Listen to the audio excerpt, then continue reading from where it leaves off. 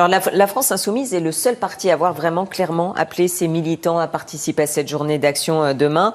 C'est un mouvement qui est pourtant flou, qui a été porté par une mouvance souverainiste à l'origine. Alors pourquoi ce choix?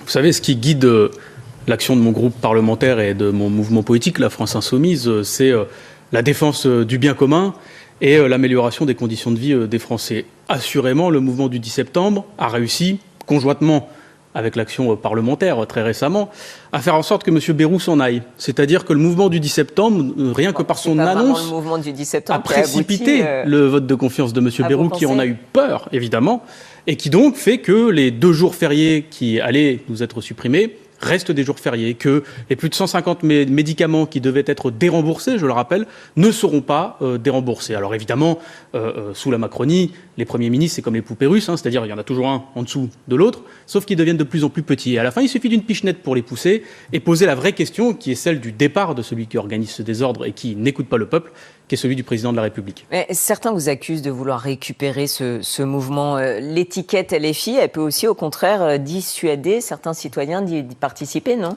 Vous savez, ce n'est pas les retours que j'ai sur le terrain. Nous sommes très précautionneux de l'indépendance, de la liberté d'action. Il y en a beaucoup de modes d'action, vous l'avez dit d'ailleurs dans votre journal. Il va y avoir plein de modalités d'action sur la consommation, sur le blocage, sur des opérations de gratuité.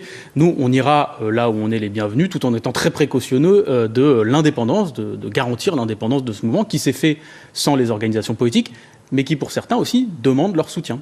On va poursuivre dans un instant. On le voit, Emmanuel Macron se retrouve donc de nouveau devant une équation impossible, trouver un Premier ministre sans majorité.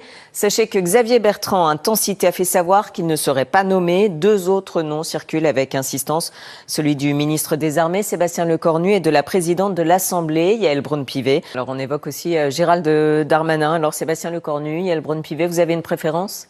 Vous savez, la couleur des murs ne m'intéresse pas, et ni de celle des peintures, et de qui va faire le casting. La permanence depuis le début du quinquennat Macron, c'est qu'on est face à un président de la République qui n'écoute pas la volonté populaire, qui n'écoute pas le résultat des votes, et qui par conséquent est la source du problème et du déséquilibre. Le prochain locataire de Matignon n'aura pas plus de majorité que l'ancien. Il sera juste plus faible, plus affaibli et plus facile à faire sortir. Alors, qu'espérez-vous aujourd'hui alors ? Nous avons déposé avec mon groupe, la France Insoumise, aujourd'hui même, ce soir, il y a quelques heures, une motion de destitution du président de la République.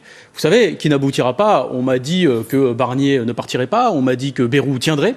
Vous savez, en France, en ce moment, il peut se passer beaucoup de choses, notamment le départ du président de la République, mais dans tous les cas, c'est lui le responsable du blocage. C'est lui qui, sous sa politique, a fait en sorte que dans ma circonscription, dans ma ville à Roubaix, à Wattrelos, dans le Nord,